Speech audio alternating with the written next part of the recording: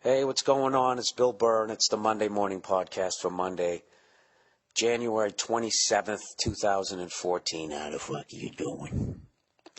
I'm out here in Hawaii the day after the Pro Bowl. I brought all my I brought my mixer, I brought my cords, I brought everything that I needed except for a goddamn microphone, so I kind of got to do it this bootleg way. Because my flight isn't until later. And, oh, look who just walked in. Sorry. The lovely Nia. Sorry. I thought you were going to take a walk down the beach to end your little trip. I forgot something. Sorry. All right.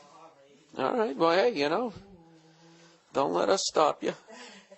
All right. Enjoy yourself. All righty. See that? She walks down the goddamn beach, and I'm sitting here slaving away. Did you hear a goddamn thank you? No, just kidding. We had a great time out here. But yeah, our flight isn't until later on, so I got to do it now, so I don't have a fucking microphone, so I apologize. Anyways, I am out here in Hawaii. I had a great time. Did a show Friday night, and at this theater. I don't even remember what the fucking thing, the Honolulu Center or something like that. It was really fucking cool, man. It was like the Chinese New Year was going on right next door, right down the street, and it was fucking crazy. It was just sort of this artsy, cool, and shady part of town, and it was night, and they were lighting off those fireworks, and I didn't know what it was at first, and I'm like peeking around the corners, so I'm walking down the street going, what the fuck is that?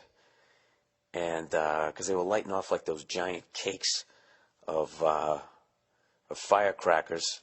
There's a couple of, Chinese dudes are walking around with the dragon outfit on, right? Was that offensive? I don't give a fuck. It's basically what I saw. Not trying to disrespect your fucking New Year's. And, I grew up watching, like, Platoon.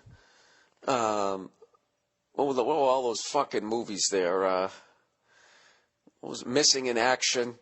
All of that, which basically I don't know why Asians didn't complain more in the 80s. Some of the fucking movies and the way that they made you guys, and that's what's funny is that's stuck in my head. I didn't think it was. I didn't think it was until I heard gunpowder being lit off, and I was in this part of town that had all this, Asian-looking stuff.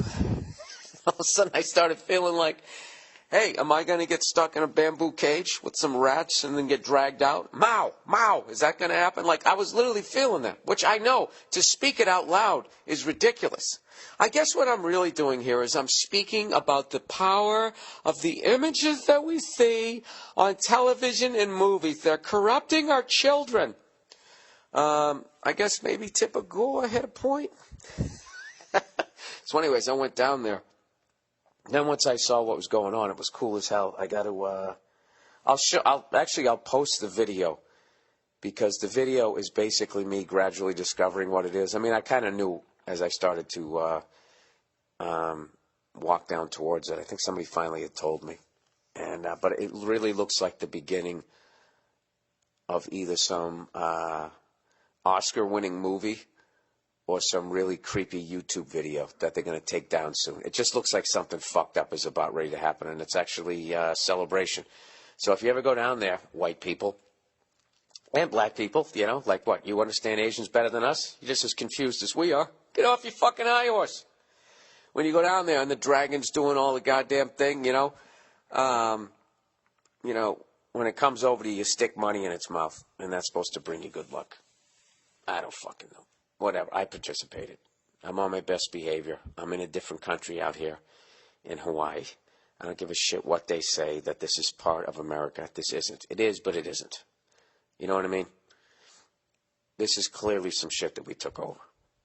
Where I will argue with the Native Americans till the day I die about whether or not we stole the country.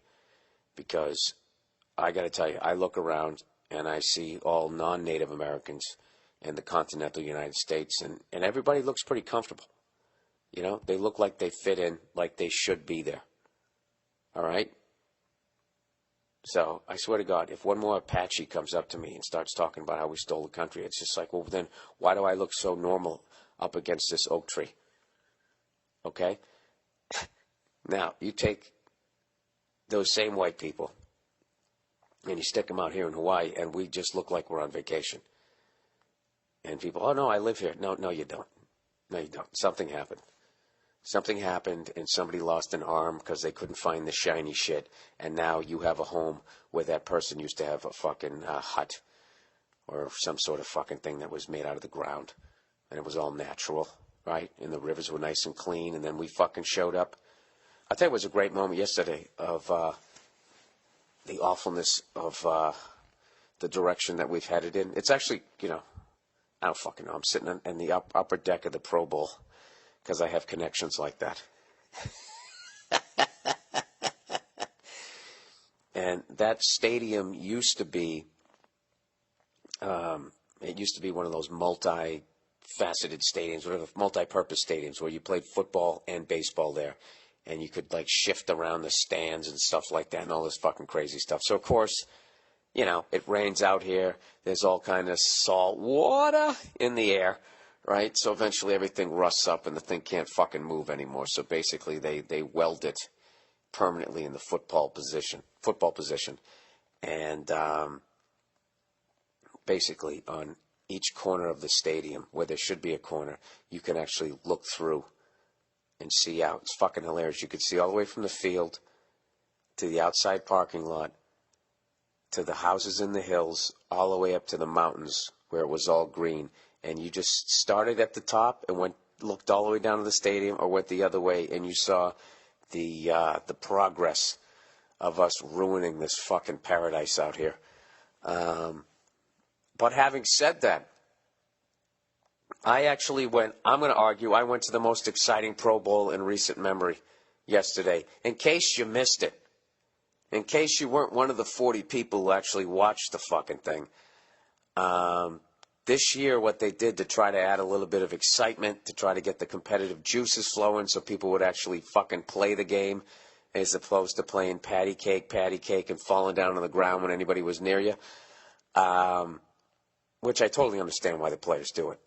I mean, this game does not mean shit, and they're basically, well, do I want to keep making $5 to $10 million a year, or do I want to risk that trying to score a touchdown in this fucking game that doesn't matter?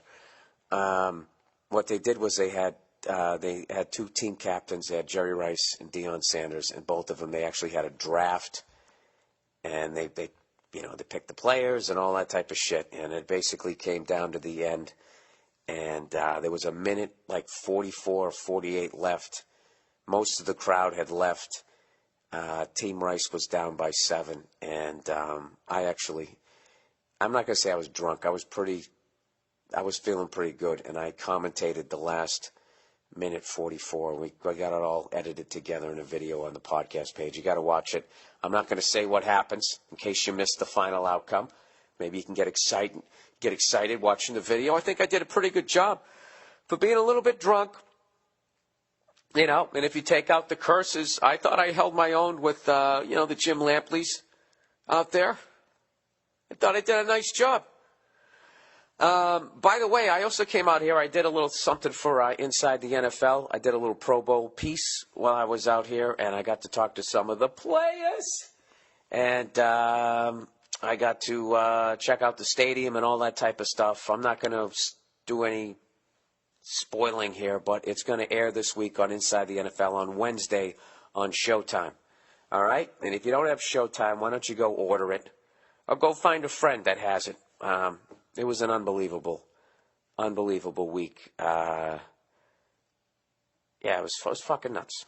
I don't know how to explain it. Put it this way. At one point, I was actually up in the broadcast booth before the game, and I got to interview Chris Collinsworth and Al Michaels, and they were just the greatest, funniest guys and all that type of stuff, and it just was, it was fucking awesome. Of course, I talked to Al Michaels about hockey. Why wouldn't I? And he had the exact opposite views I had on a lot of this stuff, which was crushing me. I wanted him to be like, yes, and he was just like, no. I feel A, B, and C. He's like, nah, D, E, and F. And I'm like, fuck, I'm an idiot. But it was awesome. And the game was great. And I actually saw this fan. I don't know if he's a hero or an absolute disgrace. It all depends on how you view your behavior at a game. This fucking jerk-off somehow got himself kicked out of the Pro Bowl. I don't even know how that happens. Everybody was so well-behaved and so psyched. You're in fucking Hawaii. The game doesn't mean anything. Everybody's just having a great time. This guy was such a fucking maniac, and everybody else was behaving so fucking well that I swear to God, the entire security force for the whole fucking stadium all responded to the call. I've never seen that many cops for one guy. They actually had, there was like at least a half a dozen cops and two people with like those white medical fucking shirts on just to kick this one idiot out. And they finally kick him out. And he's got his tattooed chick and that type of shit. And we think they're gone, long gone, blah, blah, blah, which I think they kicked him out. And evidently his chick stuck around because with like 2 minutes left, this fan runs out on the field. And this is what's fucking hilarious. This is how much the game doesn't mean shit. Everybody's just sort of mentally on vacation. I swear to God, this woman ran around for like 50 seconds. 45, 50 seconds before anybody even knew, like before you saw the first security guy going out there. They were so busy staring at the half-filled stands, they didn't know what we were yelling about. This woman was running out of people. She was doing that thing, you know, where you jump in the air and bump into the person. She was doing that to everybody on the field. She was like running out of players by the time they fucking came out there. And we're looking down there, and somebody finally goes, "That's that fucking chick who's with the drunk guy." So our whole section was laughing at it. And I swear to God, it took them about a minute and a half. She started running down the field towards the other touchdown, and the place was going nuts.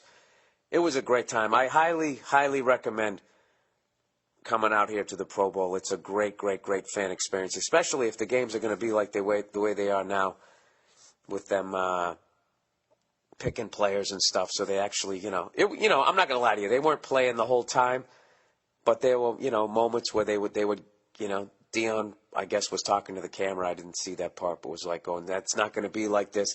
And he'd amp them up and they'd play for a couple, for the rest of the fucking quarter or something like that. But in the end of it, who gives a fuck? You're in Hawaii. So, anyways, sorry for the fucking meandering there. What am I up to here? 12 minutes. 12 minutes. I forgot to tell you this. I'm sorry if I'm speaking a little too quietly here because I'm in my hotel room and I can't be screaming cunt in my hotel.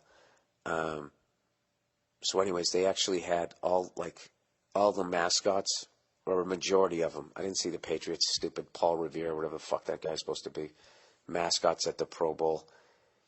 So I wasn't really paying attention, but at one point, all the fucking mascots are in the end zone.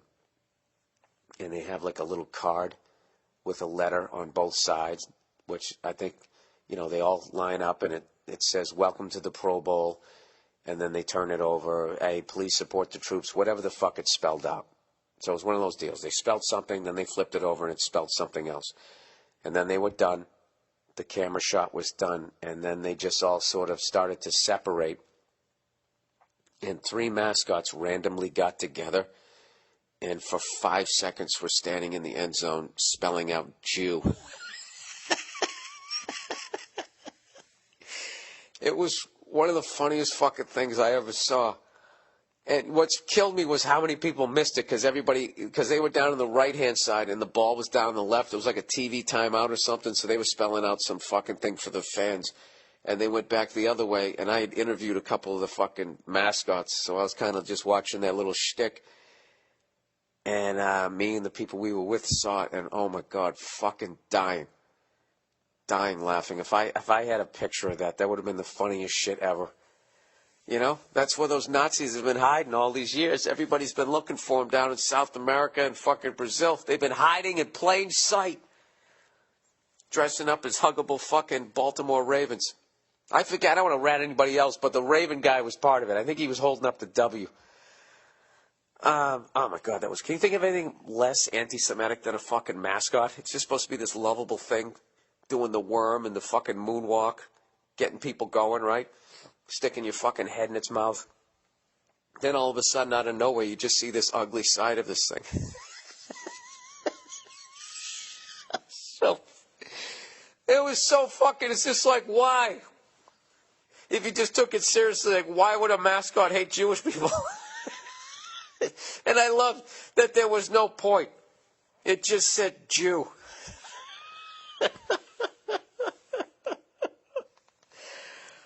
Oh, shit. Anyhow, whatever. It was fucking funny to me. Let me read some advertising here. Ah, Christ, where the hell are we? All right, here we go. All right, Dollar Shave Club, everybody. Dollar Shave Club. Okay, for a couple of bucks a month, DollarShaveClub.com delivers amazing quality razors right to your front door. Not only does it save you a ton of cash, it saves you from trudging to the drugstore for a pack of blades. All right? I always get stuck behind some meth kid trying to, buy a friggin' toothbrush for this one tooth he has left in his head, right? But now with Dollar Shave Club, for just a couple bucks a month, amazing quality razors, they're delivered right to your door. That's right, no more wasting your time and no more getting hit up for 20 bucks every time you go to buy razors. Everybody here, meaning me, is getting their Dollar Shave Club blades. And you know what? You should too. Come on. If I jumped off a bridge, you'd do it too, wouldn't you? We'll get your damn blades. Here's a genius idea. Try replacing your old shaving cream with Dr. Carver's Easy Shave Butter from DollarShaveClub.com. Trust me, your face will thank you later. If it could speak and could think independently. Don't waste time at the drugstore behind the lady paying in pennies. Go to DollarShaveClub.com/Burr or go to BillBurr.com and click on the Dollar Shave Club banner. Keep your stress level low and your bank account balance high. Shave time, shave money. Go to DollarShaveClub.com/Burr. There you go. Look at that. That was a nice, even fucking pah. I didn't go into the water. I didn't go into the fucking sand, nothing. All right, let's try this next one. Why do I fucking feel like I have a cold, but I don't? All right, Nature's Box. Oh, Jesus Christ. Nature's Box. I swear to God, this is what it's called. We're talking about a twat over there. Nature's Box. Gotta be a professional. Nature's Box, everyone. Curbing your appetite doesn't get any easier just because you went on a diet. When 3 p.m. hunger pangs hit, you can tough it out and get cranky and lightheaded. Or you can hit the vending machine and pack on the pounds. But now there's a third option. Snack smarter in 2014 with Nature's Box. Go down on this box of goodies. This is a joke. This can't be true. Sign up to Nature's Box for great tasting, healthy snacks sent right to your door. Oh, Nature Box. It's not Nature's Box. Okay, now I get it. Sign up to Nature Box, for great tasting, healthy snacks sent right to your door. Well, why don't you leave it at the end of the driveway so we burn a few more calories? And I'm not talking about rabbit food. Think French toast granola, salted caramel pretzel pops, and dark cocoa almonds, and more, designed to leave you full and healthy. Check it out now at naturebox.com. You'll find 0 trans fats, 0 high fructose corn syrup, and nothing artificial. And Nature's Box ships for free, just like Nature does.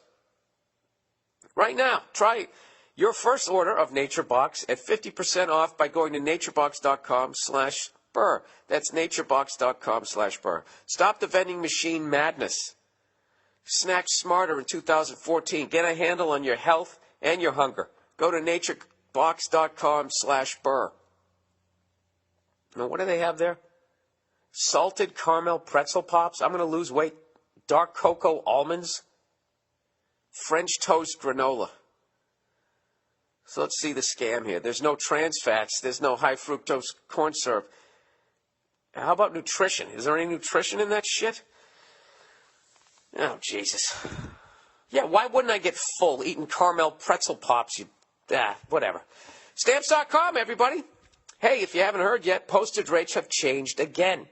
You know what that means. The post office is even more crowded than usual. That's why you need Stamps.com. With Stamps.com, you can eliminate those time-consuming trips to the post office. Everything you can do at the post office, you can do right from your desk. Buy and print official U.S. postage for any letter or package using your own computer or printer.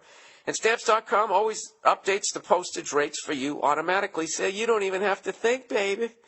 So you'll always get the exact postage you need the instant you need it. You'll never have to go to the post office again unless you're dating someone over there. I've been using Stamps.com for the last couple of years. It's so convenient, so easy. Even a moron like me can do it. Right now, use my last name, Burr, B-U-R-R, for the special offer, no risk trial, plus a $110 bonus offer. That includes a digital scale and up to $55 free postage. Don't wait. Go to Stamps.com before you do anything else. Let the baby cry. Get on this.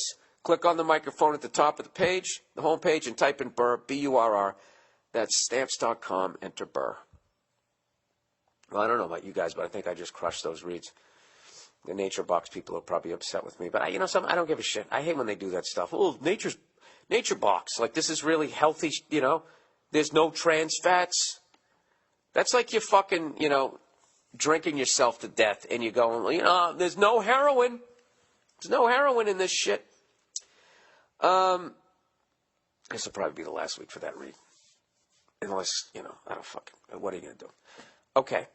Let's get back to the podcast. Oh, this week I finally announced, after 3 people on the internet were clamoring, going, when are you going to announce your Canadian tour? We actually had the pre-sale on Wednesday of last week, and it officially went on sale on Friday. And I have to take time to thank the entire, I almost said continent, the entire country of Canada for the unbelievable response. Oh, Canada. You bought a bunch of tickets, so we added shows. For old red-faced twinkle toes, I'm gonna bring my jokes and a shiny shirt. I'll do my act for you.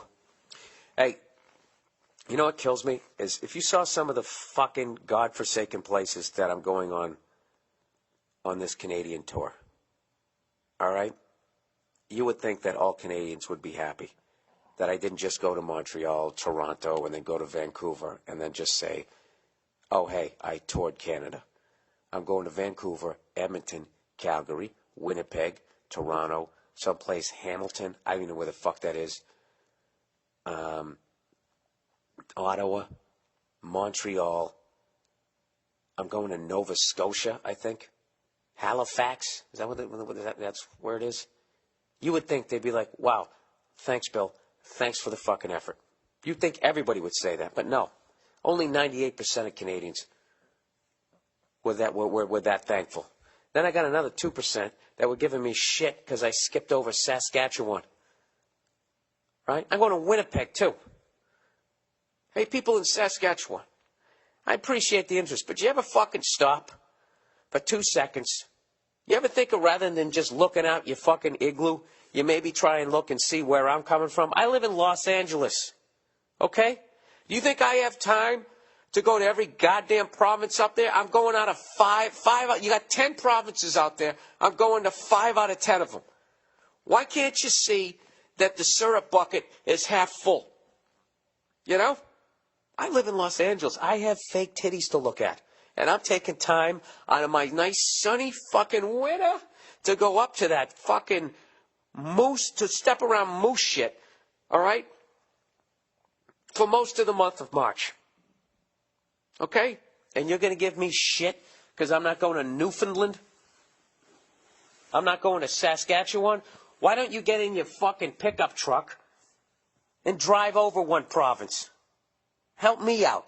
Help me help you. Can you do that? I'm just fucking with you. Actually, I heard your complaints. And because I'm a people pleaser, I'm actually talking to my agent right now, and we're seeing what we can do. All right? If I have time where I can fucking put another one in there. Rather than take a day off and get drunk and go curling or maybe play some pond hockey and do something that I wanted to do. Go up there and hang out at the Celine Dion Hall of Fame, something that I would have found enjoyable. I'm actually looking into my schedule, okay, to see if I can make it to those fucking places. And you know what's funny? I'll add those, and then some cunt in the Yukon Territory is going to give me shit. You know what? I'm never going to get off the road. Hey, here's a fucking question I have for you. All right, when you're flying internationally, all right, for any of you fucking international flyers out there, when you're going from, like, say, like, the Olympics are, like, in what? Moscow this year? I don't know. They're in the Ukraine. They always fly up if you're flying from the States, they fly up by Greenland, and they go up to the top of the globe, also known as North.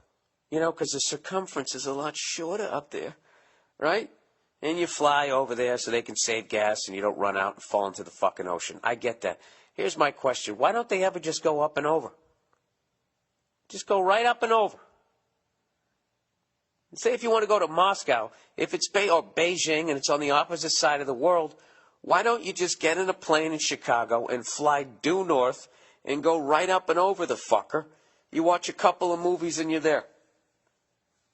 I was asking this question, as I always do, to non-pilots, because I love to hear what non-pilots have to say about flying, and then take their information and present it as fact to other people who aren't in the aviating field.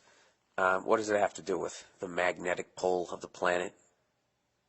Does it fuck with your little fucking rotisseries there on the fucking dashboard?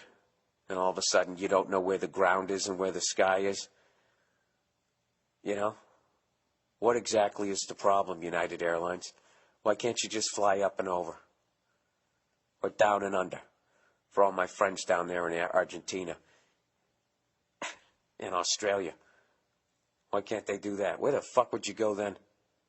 Hey, when you fly, you know, when you fly over Antarctica, is there a point where you're just upside down?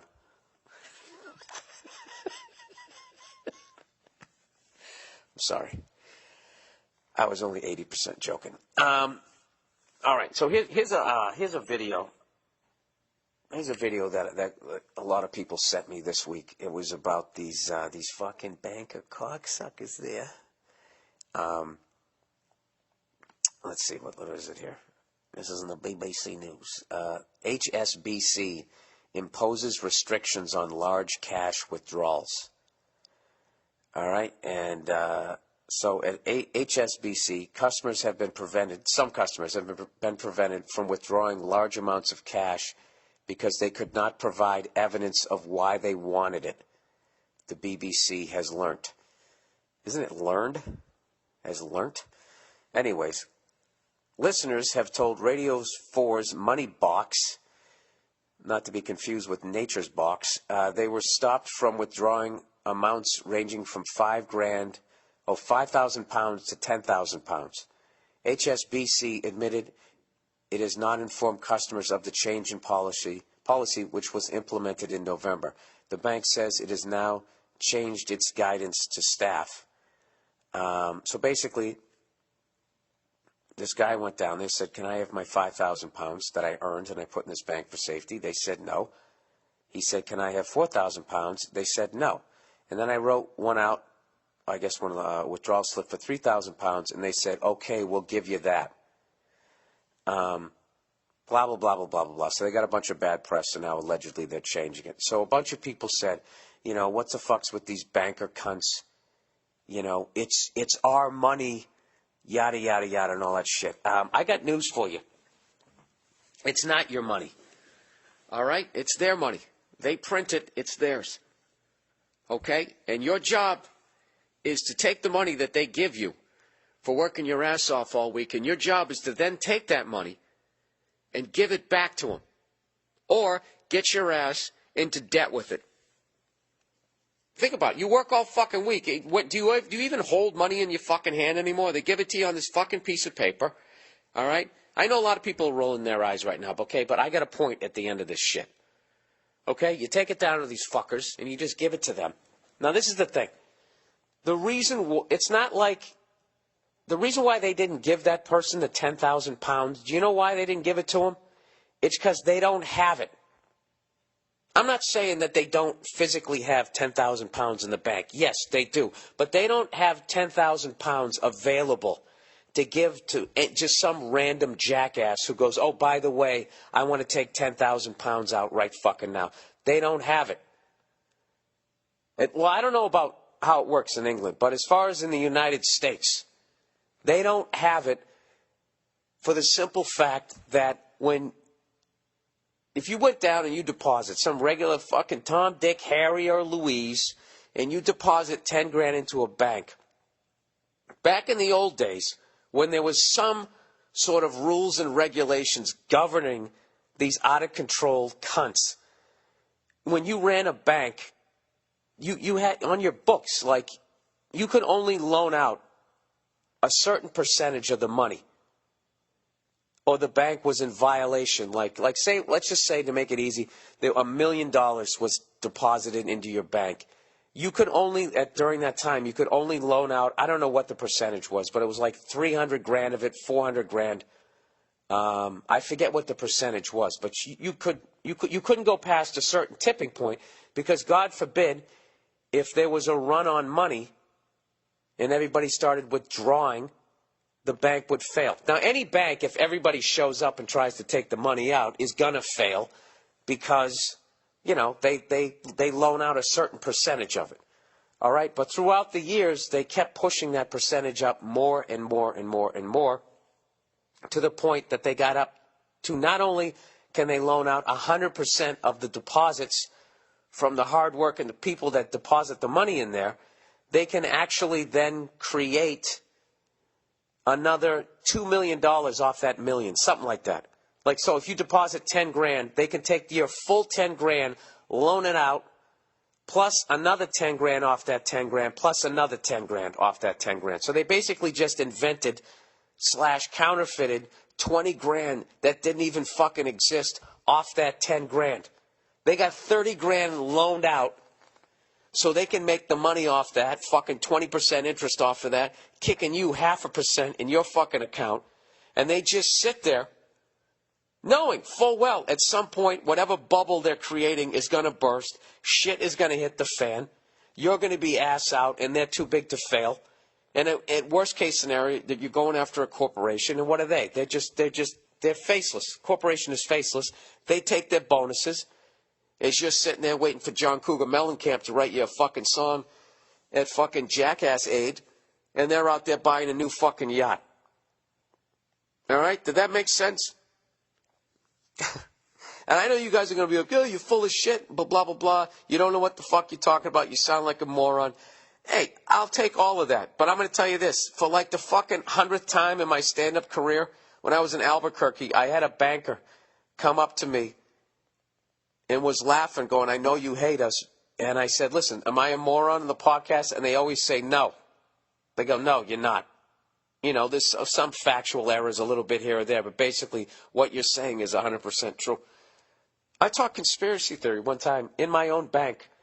As I was trying to set something up new on my account, I was talking to a banker about conspiracy theory, and he was talking about banking. He was talking about how scary and fucked up it was, and he was asking me what I planned to do. What do you think about gold and silver coins? What do you think about growing zucchini? And I was the most, he was whispering and shit. I'm telling you. And I have no solution. So what I'm really being right now is a fucking fearmonger. But this is the great thing about banking, is that, you know, I would say a good 95% of people walking around with a fucking goddamn Tootsie Pop in their mouth, pulling their fucking Hawaiian shorts out of their ass crack, believe in it. All right? And as long as they continue to believe in it, you can kind of exist in the game, drafting behind their uninformed, I don't know what the fucking word is. I'm too stupid to do this. But you just basically, like, I don't know. I am of the belief that if you can get a fucking house, buy one that you can afford, and then pay that fucker down as soon as you can, and all of that shit that people say where they go, oh, it's not an investment because you got to... Dude, fuck that. Pay off your fucking house. And then if the bank fails, you still have a house. Who gives a fuck if you paid 700 grand for it, now it's only worth 100 grand? You still have a house. As much as that sucks, at least you still have it. Like the fucking stock market, right? You work your whole goddamn life, you stick it in that, stick it in this, over there, and you think you're being conservative. The thing shits the bed. And in the end, you can be left with nothing. So I am into tangible shit. Can you tell I screamed? Whenever I do a podcast the day after I went to a game or I did a lot of shows, I sound like I'm going through puberty again. I apologize. But I believe in investing in tangible shit, and don't let your wife or your husband be like, "Oh, we got kids, we got to save up for their college education." You know what? Fuck their college education. All right? Take out a loan. Take out a fucking loan. You're paying interest on your house now. The amount of money that you're going to save knocking down your principal will pay for most, if not all, of their college education. All right? Unless they just go to some unbelievably expensive school and you're, I don't know, living in some little house on the prairie, Michael Landon, smoking a pipe. So there you go. So that's why. That's why when they go down there. Because they're not going to give 10 grand or 10 pounds to the average jackass walking in there, because that starts fucking with their game, which is pretending that all the money is there and that it's safe and that there's nothing to worry about and nothing to see here. So what they do is they pull this shit and they bully people individually over in the corner behind that bulletproof glass. And they're like, no, you have to get a note and blah, blah, blah, blah, blah. And most people, like, they have a parent-child relationship their entire life. They come out as a child. Their parents tell them what to do, what they can and can't do, when they can eat, when they have to go to bed, and they go off into the world. You know, you go to school. We're going to lunch now. If you have a question, raise your hand. And you stay in that mentality. So to the point you have a fucking adult who earned the money will go into a bank. You know, God bless this person who actually fucking was like, no, this is my money, and complained and brought this out to light. But do you think this is the only person they did that to? The money's not there, man. Yeah, like if you had like 200-300 grand in an account and you decide that you just want to fucking take it out, like if you physically want the money. If you want to transfer it, like fucking numbers, hit enter, they'll fucking do that all day. Oh yeah, no worries. But if you actually wanted the paper, like, you can't just walk in there and be like, yes, I'd like my 300 grand. And they'd be like, oh, okay. And come out with big sacks of money. You got to call them days, if not a week in advance. And then what they got to do is frantically call around and find an armored car with enough of this paper that isn't worth shit, other than the fact that the guy with the underwear in his ass still believes in it. They got to drive that there so they can physically keep the lie going. All right? There you go. So that's the end of my fucking barroom banking 101. All right? And, you know, I don't give a fuck about your opinions either, because I'm not enlightened as a human being. If you don't agree with what I said, then, you know, just laugh at me and continue on with your fucking day, because you're actually helping me out, as long as you keep fucking believing in it. But I think the day the wave hitting the beach is coming soon, because, you know, at least in this country. I mean, the government shut down for 3 fucking days. And I know it made for great stand-up material, but that is absolutely fucking terrifying. Every year when August comes around and we hit the debt ceiling and we just keep raising it, we just keep pushing more of shit under the bed, like eventually it's not all, I don't know. That's probably the wrong analogy. I don't know what the fuck we're doing, but eventually the shit is going to hit the fan. So, I'm not saying I'm going to survive it, whatever the fuck happens, but I do have a game plan. My game plan is to pay off my house as quickly as I can. So when the first wave of people are being brought to the, I don't know what euphemism they're going to be using for detention camps, I figured it'll be like, well, you can't pay off your house for repossessing the house, so now we're going to move you to alternative, relaxing living, whatever the fuck they're going to call it. At least I won't be in that first wave of people. I will have my house paid off, and I will stand there dressed like a court jester with my little fancy cane going, but get off my property. And they'll look at me and be like, oh, look at this little cunt thinking he has power. All right, we'll be back for you. We'll be back for you in like a month or so. Let's just get the mouth breathers first. Let's get the easy people, then we'll weed out the red cunts, and then it'll all be ours. It somehow ties in to how they're trying to make robots more and more human-like. All right? This is the kind of shit This story right here, that seems like a victory for the common man, and what it really is it's just moving the ball forward on the development of robots so they can eventually phase us out. And then they can just have robot people that will never complain.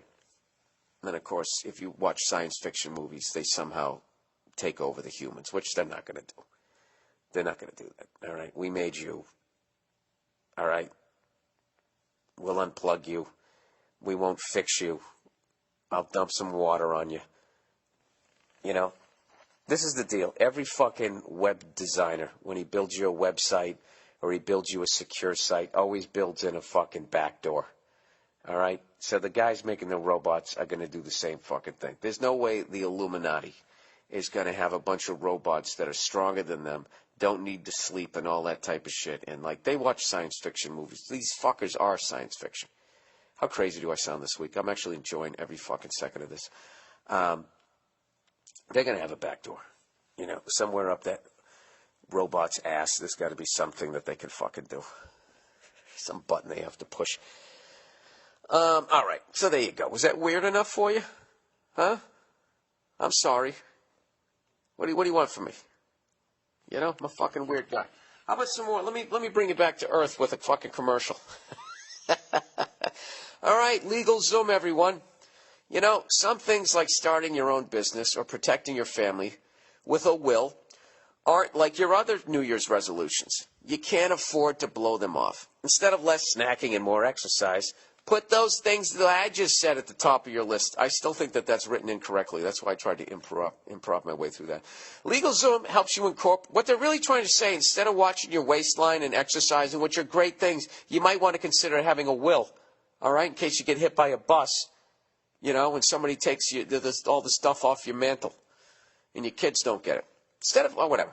Over 1 million entrepreneurs have done it, and 90% of customers recommend LegalZoom to friends and family. You can also create a will starting at just $69 or even a living trust quickly and easily and get peace of mind and protection. No surprise fees, no hassles, man, no headaches. LegalZoom's step-by-step process was created by a team of experts in law and technology. LegalZoom is not a law firm, but can connect you with a third-party attorney and provide you with self-help services. From wills to business formations, trademarks, powers of attorney, and more, go to LegalZoom.com. For even more savings, type in Burr, B-U-R-R, into the referral box at checkout.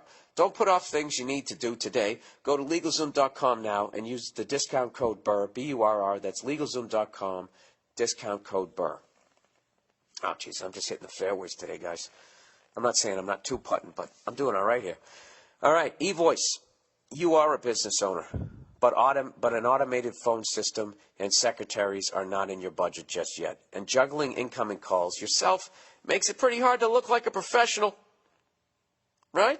Well, here's something that will dramatically help you more with your money in 2014. It's eVoice, everybody.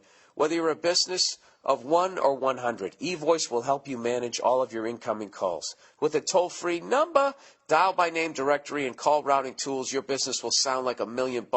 You can't take the call? No problem. eVoice will transcribe the voicemail and email it right to you. Never be caught off guard again. And with eVoice, you can try it before you buy it. Right now, just for my listeners, you can get a 60-day trial to eVoice absolutely free. Go to eVoice.com and enter the promo code BILL at checkout. Take charge of your business and make more money in 2014. Go to eVoice.com and enter BILL at checkout for your 60-day free trial. That's eVoice.com, promo code BILL.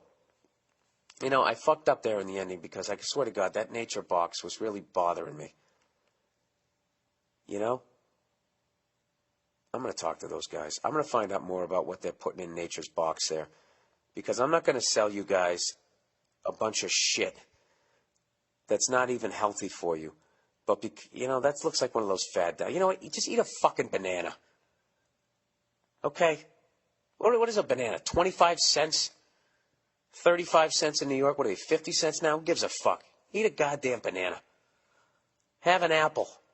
It's fiber. It's going to fill you up. Have a giant salad. You know what you need to do. And you're just being lazy. And rather than doing that, okay, because your body's craving sugar and salt, you're thinking that you want to eat fucking caramel pretzel cunt cakes, whatever the fuck they're selling. You don't. What you need to do is you need to get a goddamn salad. You need to get that in your body, and then your body will crave that. Your body will crave nutrition. And it's the greatest fucking thing ever. And if you actually read up on nutrition, which I have only kind of done, and it's helped me immensely, but if you guys, there's no way you're going to be dumber than I am. If you actually read up on nutrition, you don't even if you go for walks, you don't need to go to the gym. If you just did push-ups and some pull-ups and you ate a balanced nutritional diet, you know what the goddamn fucking snickerdoodle that looks like a chocolate-covered fucking apple. I hate that shit. All right. I used to have a fucking old roommate of mine used to do that all the time. And you know who it is by the impression. No, I'm not going to do it. But this person used to fucking go on these one time he was on this diet. He was drinking like this chocolate shake 3 times a day. 3 times a fucking day, this dude is drinking a goddamn chocolate shake to lose weight. Oh, it's chocolate-flavored fucking powder. Oh, yeah, I'm sure that's great for your waistline, but I can imagine that's doing something else fucked up. Would you look at what you're putting in your body? You fucking moron. It's just, not moron. What are you going to do? Hey, drink your fucking powdered milk. I don't give a shit. Die sooner. And, the rivers are cleaner. All right. Where do I go from here? Last week, you know what I forgot to bring up? I had such a busy week. I went to the, hang on a second. Now, what the fuck did I just do there? I got to make sure. Oh. All right. Hang on a second. I know it sounds weird right now. I got to look this up here. Make sure I get this right, get the dates right and everything.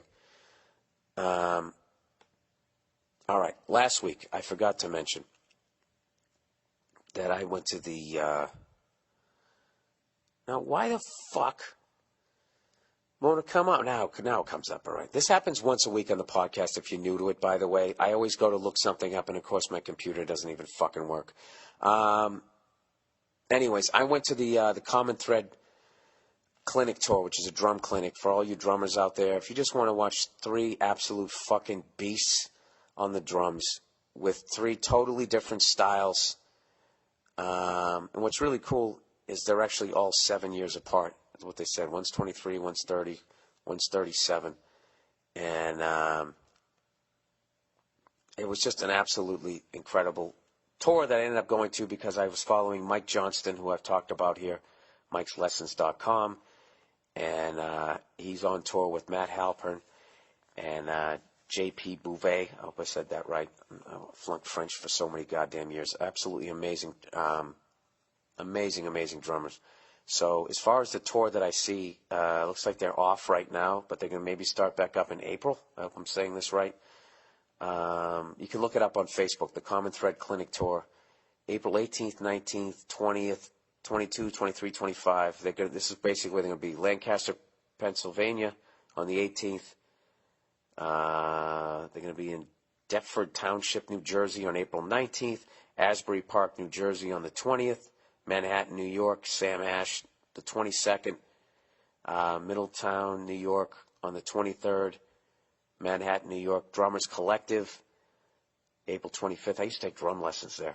The place is awesome. Anyways, if you're a drummer or even just a musician, like they gave just great advice on how to get better and how to actually make a living as a musician. It was absolutely fucking mind-blowing, amazing drum clinic. And one of the coolest things is all 3 of them are up there at the same time, so they kind of draw out of a hat who's going to solo first. And one of the coolest things, other than listening and watching the drum solo, is watching the other 2 drummers, watching who's ever playing, and you watch them learning stuff and kind of looking at each other, smiling when they see whatever, cool fill or something like that. It was fucking awesome. Can't say enough great things about it. So, we'll have the link up on the podcast page for the Common Thread clinic tour. Hope you guys get to check it out. Or even if you just like fucking drums. It works on so many levels. If you want to make a dream come true, it actually works on that fucking level. if you know how to just apply it. And what kills me about watching these guys getting better, talking about getting better as drummers, it's the exact same, like, process as get better as a comedian or even like an athlete. You know, finding a weakness, working on a weakness, you know, sticking with it, you know, being open, being positive, networking with people. It's all the exact same thing. It was really fucking mind-blowing. So check it out if you get a chance. And with that, we are 1 week away, not even 1 week away from the Super Bowl, everybody. And I actually thought that all they were going to do was talking about that Sherman guy. And evidently, I guess all they've been talking about is the weather. I haven't been paying attention, but, I did that thing this week. And I talked to a lot of football guys, and people just kept bringing up the weather. I don't understand. What is the big fucking deal that it's in New York City? Football fans, like, I don't understand.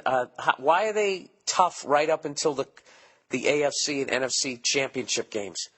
And they can sit in snow, you know? Did anybody die at the Green Bay Packer game? It was like fucking minus 20, whatever it was. It was fine. They're football fans. Why are they making such a big fucking deal if it snows in the Super Bowl? And you know what it is? From what I've heard, it's because so many fucking haberdashery cunts who don't even give a fuck. These corporate people who want to show up in their wingtips and their fucking ties, you know, and eat fucking sushi and all that shit during the game. That's the big deal.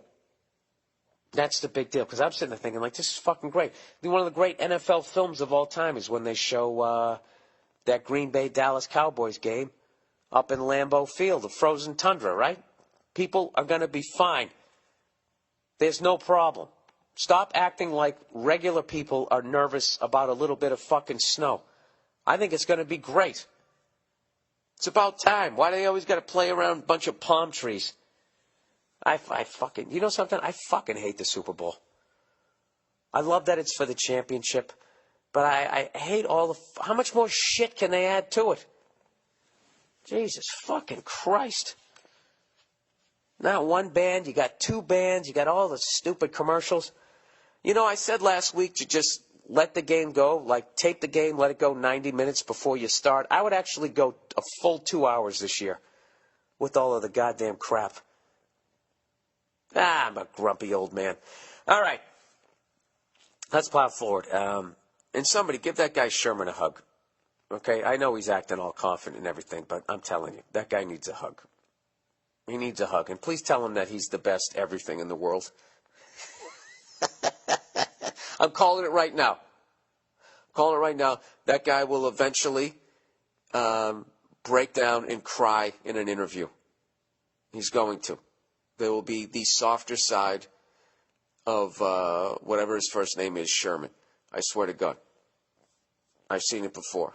I called it when I saw Rex Ryan walking around, sticking out his man tits, talking all this shit.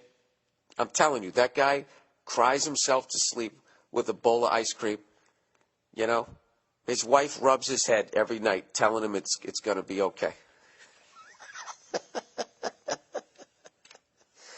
I'm just fucking with Rex Ryan. I actually think he's a great coach. And he actually hasn't talked any shit in a couple of years, but he hasn't had a team where he could. So I think it's very easy for him to be behaving himself. So we'll see. Who the fuck knows? Who am I to judge him, right? All right. Okay, let's get into the emails for the week. Paul Pierce's return to Boston. Hey, Billy Leaf Clover. I just left the TD Bank North Garden. Not sure if you had any hotel sports center time whilst in Hawaii, but Pierce made his return tonight. It was really special. The consensus was that no other Boston athlete has received as warm a welcome as Pierce would. Having been there, I got to say it's the truth. No pun intended. Men were crying. Kids who didn't grow up watching him knew he was something special by the way it felt in there tonight. No one played harder night after night for over a decade, and even while no one was watching. Tuesday night games against the Raptors at the end of a losing season, and he would still play his heart out. It was really amazing. The link is below for the video from the game. I actually watched it. Yeah, it was amazing. Celtics fan treated him right when he came back. Yeah, I mean, that reminded me of the standing ovation that Bobby Orr got when he came back, when Larry Bird retired. I mean, that was right up there with everybody, and I think that's such a great thing when fans show their appreciation like that. So I'm psyched. It seemed like obviously Paul Pierce was really moved and that type of thing, and he's going to be up there. I think they're going to retire his number. They have to. He's one of the greats. So if you didn't get a chance, we'll have that link. I'm promising a lot of links this week, everybody. Okay, did I mention that? I mentioned that I commentated the last minute 45 of the Pro Bowl. That's the one I'm looking forward to hearing your reaction to, because I'm about me, not Paul Pierce. I'm a selfish entertainer. All right, Bill, my friend wants to be you. Dear Freckled Avenger, I have a problem. Ever since one of my buddies started listening to you, he started trying to act exactly like you. He started using a fake Boston accent. He changes his opinions according to the weekly podcast. I know because I listen to the show, and I can hear his opinions change during our conversations on Tuesday morning. Also, he roots for all Boston sports teams now. The only thing he hasn't done is dye his fucking hair red. I don't want to be the asshole. I don't want to be the asshole who calls him out and ruins the friendship. Could you please say a few words about this? Thanks, and go fuck yourself. Well, listen, pal. You know, it's long been stated that I am the Taylor Swift of podcasting. All right? Little boys and girls look up to me. They want to be me. They play dress up. Yeah, I don't know what to do with this fucking email. Whatever. He seems like he's enjoying it to another level. I like that he's a fan of all Boston teams right now. And I'm kind of enjoying that it's ruining your life. I actually wish I didn't read this. I wonder if he's listening right now and can actually tell that his own friend wrote this. This is fucking weird. I'm right in the middle of it. Is he going to get a fucking Patriots jersey that says Freckled Avenger on the back of it now? And what kind of friend are you, man? Why can't you just let him have his fun? People need heroes. Why can't I be a hero to somebody? You know? You know what I want to do? I want that dude to come out to a comedy show. When he laughs at one of my jokes, I want to do that Taylor Swift thing, and I'll look over in his direction, and I'll just whisper, "Oh, my God." Did you ever see that thing on 60 Minutes? When she would look into the upper deck when all these girls were screaming, and she would get this weird look on her face, and then she would whisper, "Oh, my God." And it was just this totally calculated thing to try to make it appear that she was so blown away by their show of affection. But what it really seemed like, the look on her face and then the fact she was saying, "Oh, my God," she actually looked like she was thinking, like, "I thought I already killed those little bastards. They're back again. Oh, my God. I have to fucking poison them again." Well, there you go, everybody. I have my first single white male. Maybe we'll do a remake of the movie. Hey, you know what? In that movie, that chick was a redhead, right? Ah, Jesus. All right. Dutch girlfriend turns out to be a hooker.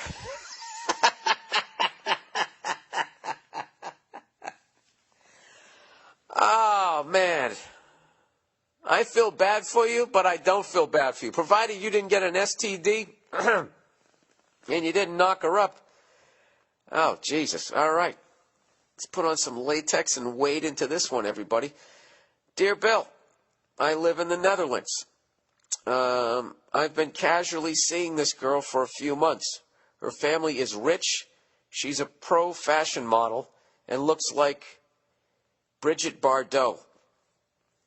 I've heard that name, but I can't picture the face. But with a name like that, right? She's got to be all stuck up, huh? With her fucking perfect jeans. Anyways, yesterday she told me that for the past few months she's been working as a whore. How fucked up am I that I actually find that sexy on some level? High class on account of her looks and profession. 2,000 euros for 3 hours, 10,000 euros for 24 hours. Oh, my God. Oh, my God. Some guy slobbered all over you for 10,000 hours. How quickly did you have to break up with this girl? I shouldn't make fun of this. This is terrible. Why is she tapping out? She's taking the easy way out here. You're already a model. Everybody's rich. Is she getting written out of the will? She's freaking out. Like, what do I do? I've been rich my whole life. No, I'm not going to be. I'll suck it. Well, why don't I read? When I continue reading here. The usual clientele is rich corporate assholes and idiots who save up and think paying ludicrous amounts of money will get them a better orgasm. I have absolutely no interest in seeing this girl anymore. She's not going to be the mother of my children. Yeah, no, she's not. Yet she's only told 4 other people. If I split after her telling me this secret, she'll feel like a piece of trash and view me like some Puritan asswipe. My real reason for running away is you can't ask her to quit, and if she does, she'll only resent you for it and be at risk of relapsing any time. I got to get out. How do I do it? Well, what you have to do is stop being concerned about her feelings. What about your feelings? What about the fact that this woman is fucking around on you? What about the fact that she could give you an STD? What about the fact that that a relationship is built on trust and she has this giant fucking secret, arguably the biggest fucking secret you could have? You know? I'm not judging anybody in this fucking story. Because I've been you and I've been the whore. I'm just saying. If I'm the whore, I expect it to get fucking dumped. You know? There's plenty of man whores out there. You know? That's what happens. Yeah,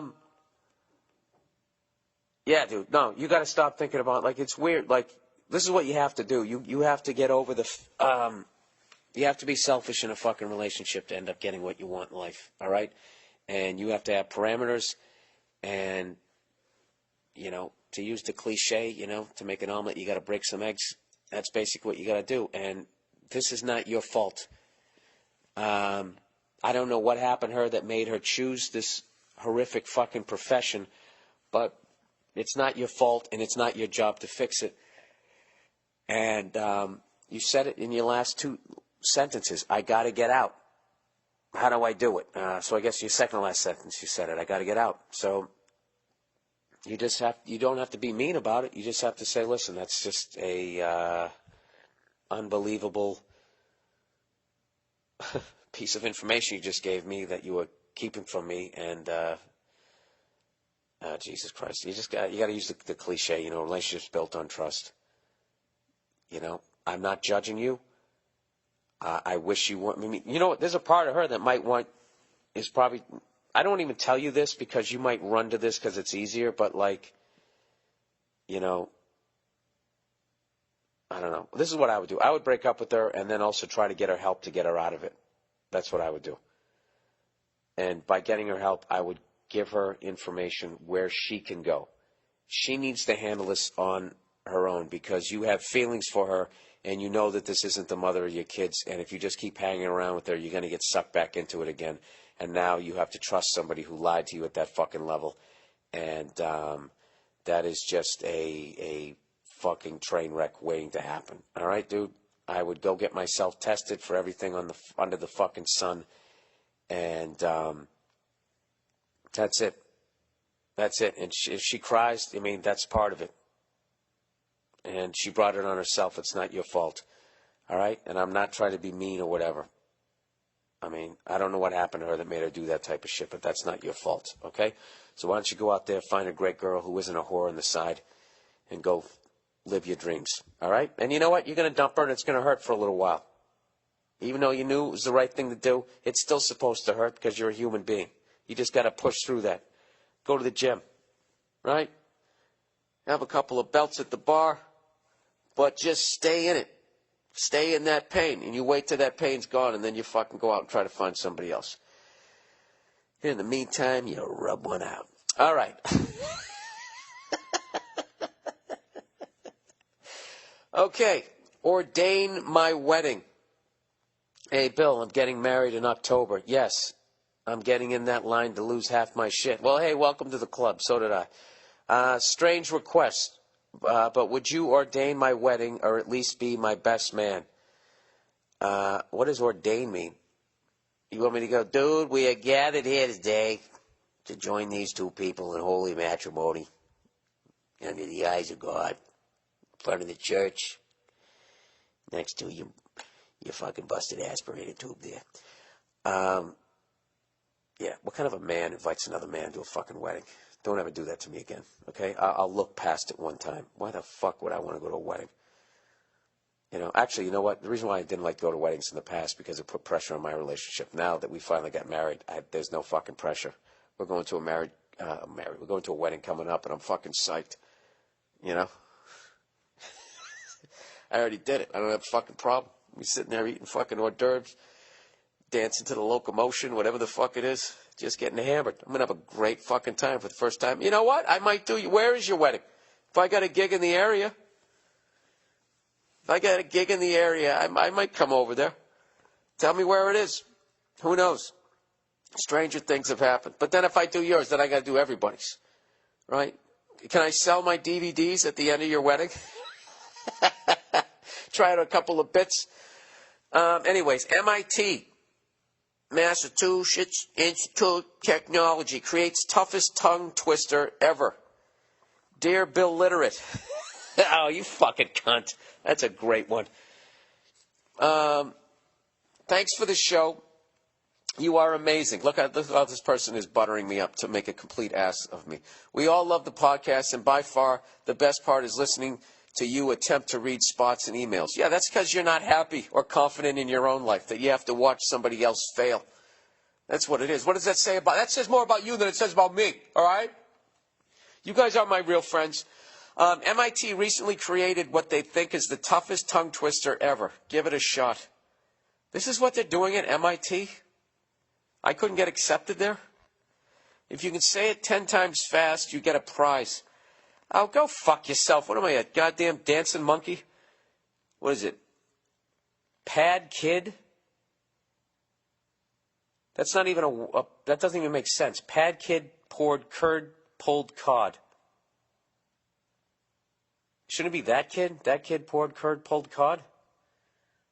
Pad kid poured curd, pulled cod. Ah, go fuck yourself. Am I actually saying something dirty and I can't hear it right now? I don't fucking know. All right, for those of you who have absolutely no life, if you want to fucking try and do that, have fun. Okay, book recommendation. What are we up to here? Oh, hour and 7 minutes. Beautiful. Hey, Billy Burgundy Balls. Heard you mention that No Country for Old Men is one of your favorite movies. Mine too. If you're looking for any good books to read, I highly recommend anything by Cormac McCarthy. I hope I said that right. Cormac, C-A-R-M-A-C, one word. McCarthy, M-A, lowercase C-A-R-T-H-Y. Author of No Country, Cormac McCarthy. Oh, he wrote that. I actually want to read the book, No Country for Old Men. He said, I read said book after I saw the movie, and even though they did a great job with the movie, the book was still incredible. Everything I've read from him was top-notch. The Border trilogy probably being my favorite. If you hate easy-going, light-on-your-loafer stories with predictable happy endings, you'll dig his shit. Come to Indianapolis and go fuck yourself, sir. I came there last April. All right, you know what? I will check that out. I like it. I might, you know what I'm going to do? You know what I'm going to do, people? I'm going to go to my website, click on the podcast page, and then I'm going to click on the Amazon banner in the corner, which is going to take me to Amazon. Because when you go to Amazon through us here at BillBurr.com, it doesn't cost you any extra money. It costs you an extra click of your finger. And, whatever. You buy whatever you buy, and then they kick it back to me. They give me a little bit of a kickback. That's what they do. And then I take that money and I give it to a charity that isn't corrupt, hopefully. Like the last one I was giving to, which evidently people say is not exactly on the up and up. So now I got to switch it to something else. What kind of a fucking person does that? Starts a goddamn charity, gets you all fucking excited about it. You think you're making I don't know, it's right up there with that pink lady, man. She's got her day in fucking something is coming. I'd like to think. I would like to think. Okay, so anyways, I guess that's the podcast for this week. Once again, everybody, check out the Common Thread Clinic Tour. And all these guys are monster drummers and really unbelievable educators in drums, and I'm telling you, they got websites, they got all kinds of stuff. They got stuff to get your bands going and just all kinds of information. It was phenomenal. Anyways, that is the podcast for this week. I'm trying to think, where am I going to be next? Next thing I'm doing is I'm doing a casino gig in Minnesota on February 7th. It's just outside of Minneapolis. I have all the dates and all the proper links up on my website, BillBurr.com. And once again, I know I was giving the people in Saskatchewan shit. I'm going to try to get out there. I'm absolutely blown away by the response to me finally touring Canada up there. And I'm going to be bringing the lumber. All right, so I'll see you guys in a couple of months. I got a nice run of dates going through Jersey, down into Maryland, and into Virginia, also in February. And we got the Patrice O'Neill, the second annual. I'm so proud to say that the second annual Patrice O'Neill Comedy Benefit on February 18th in New York City. It's already sold out, but there are going to be ways that if you would like to contribute, that we will have. I'm actually thinking about starting up an email where I can, get some more pictures of Patrice with maybe some fan photos that he took after. I know he used to like going out and talking to people.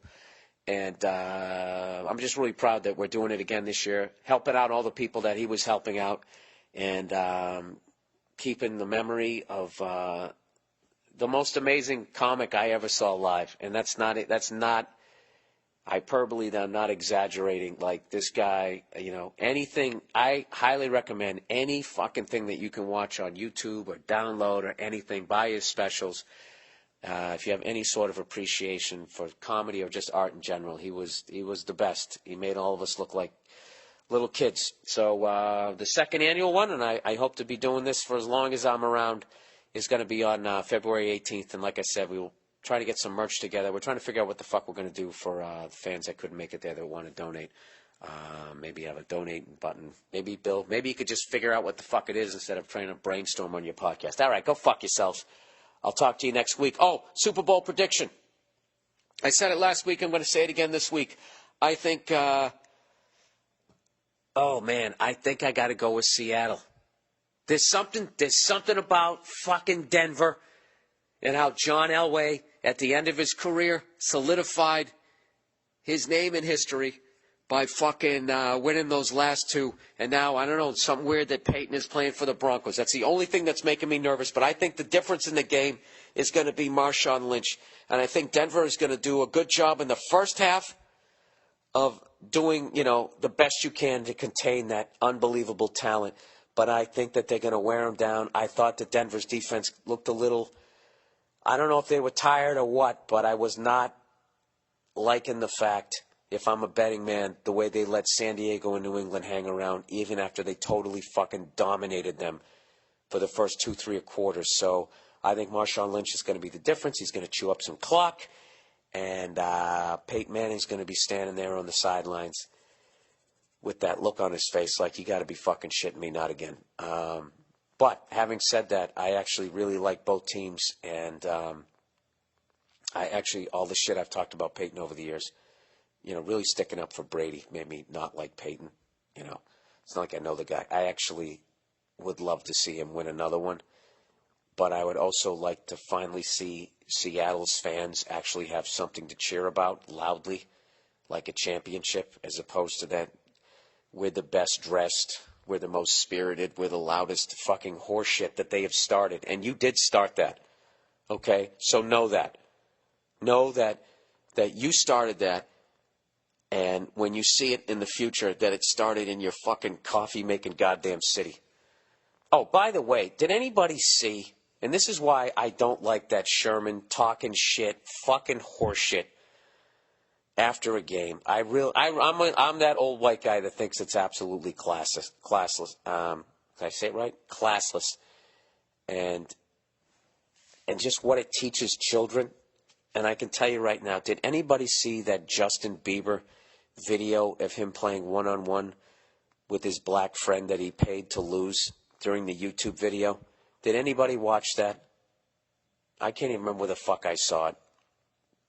I can't remember if it was on the news or if I watched it online.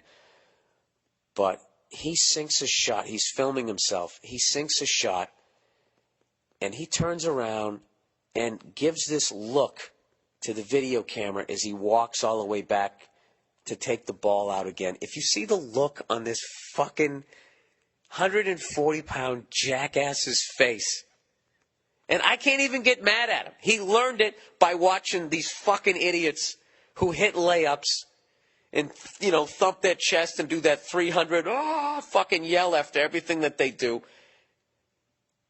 It's the dumbest. People literally fighting in wars, like fucking Rambo, taking out 3 people at once. After they do that, they don't fucking turn around and give a look. Why? You hit a fucking... The kid hits like a 10-footer. Turns around and he looks like he's like this, like... I never even saw Jordan do that. He stared down some people, absolutely. But after what? He dunked on Patrick Ewing and some other 6'10" guy? That's what I don't like about it. And I see it just... The kids, they learn it, and then all of a sudden they're playing the fucking game, and I got to sit there, and every time somebody hits a layup or catches a 4-yard pass for a first down, they got to act like they reinvented the game. And I never saw Jerry Rice, Wayne Gretzky. I mean, I've seen some Magic Johnson. I never saw do that. Jesus Christ. Act like you've fucking been there before, you goddamn idiots. I don't know. I swear to God, if everybody starts doing it, I'm going to get into needlepoint. All right? You know what? Maybe that'll calm me down. Maybe it'll help me with my fucking temper. All right, I'll talk to you next week. Go fuck yourself.